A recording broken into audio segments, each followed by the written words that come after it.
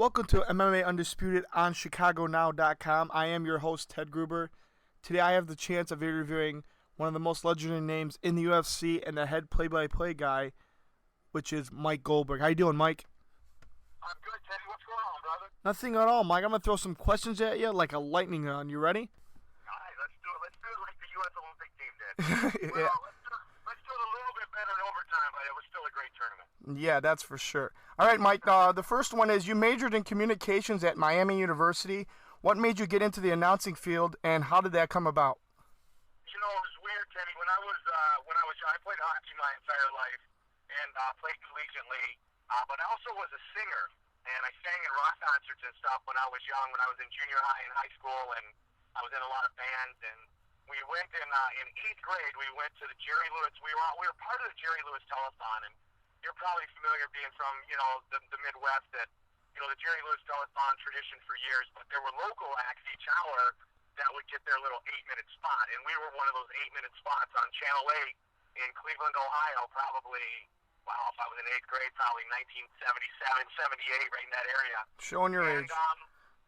I saw them do the news that night. After I sang, I saw them do the news, and I watched the dude do the sports, and I was like, that's cool shit.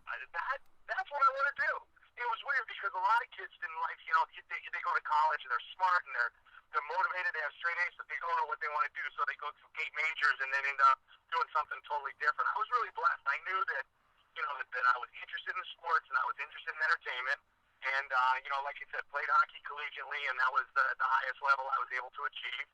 And just said, when I got to Miami of Ohio, I went and got an internship at the radio station immediately. And it just left that night in 8th grade, left an indelible impression on me. And, life has been, geared towards achieving that goal ever since. Awesome. All right, Mike, next one is UFC over the years has picked up plenty of followers and is now a mainstream sport. How did you join up with the company? It's interesting. Again, I mean, in 1997, I was the voice of the Detroit Red Wings, and I had worked at ESPN. I had worked with the Big Ten Network. I'd been in broadcasting for many years. I was a sideline reporter for the Chicago Bulls, and was there when Michael Jordan won a couple of world championships, and the whole thing. But one of my producers, and he's still my producer today, a guy named Bruce Connell, was one of my producers at ESPN and also with the Red Wings. Unfortunately, or I guess now fortunately, I didn't get my contract renewed in Detroit, so I had a little void and I had a little free time. At the same time, Bruce Beck didn't return to the UFC because he had gotten a job with the NBC affiliate in New York. So Brucey calls me, he's like, Goldie, I got a gig for you. It's in Japan, they'll pay you X amount of dollars, you gotta take a jiu-jitsu class. All I heard was gig, Teddy, because at that point I was kind of looking for a gig. So that's all I heard. All I heard was gig.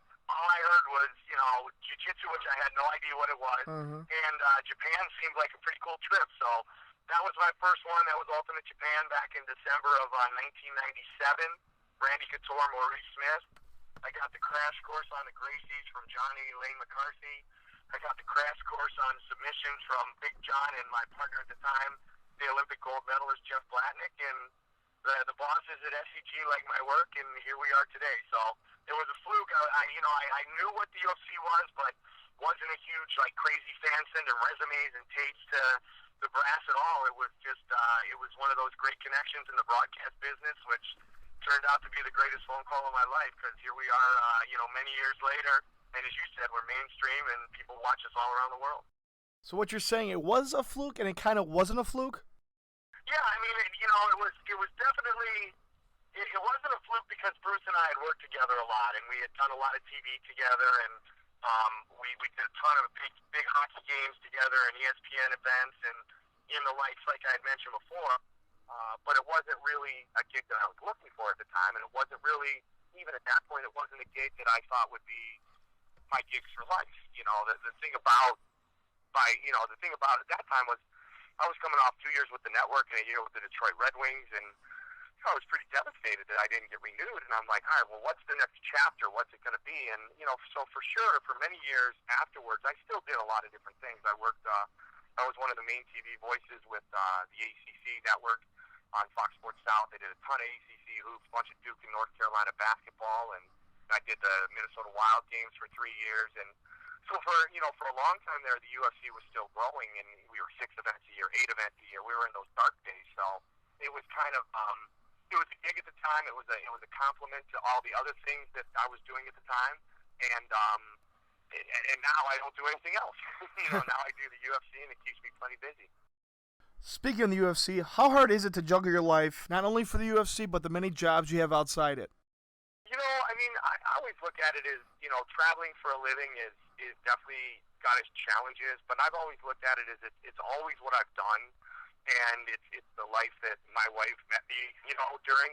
She met me, we met when I was at ESPN, doing games at ESPN, and so, Teddy, it's always kind of been my life. It's always been part of my life, so I've always looked at it as, I get to see the world on the company dime, if you will. I get to see great events and work with great people, but I've always said that while traveling for a living has its challenges, it sure beats going to a job every day that you don't like.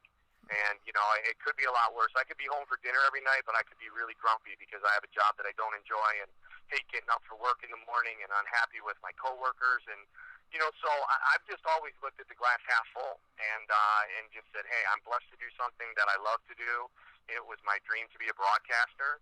And, in so doing, coming with it comes the travel. And, yeah, it's hard to leave. It's hard to pack up sometimes. It's hard to miss my daughter's plays or my son's hockey games. But, I do my best. And now that the UFC has grown and blossomed, and I've been able to not do 82 hockey games a year and some of the other things, it's actually worked out very well that I am home more.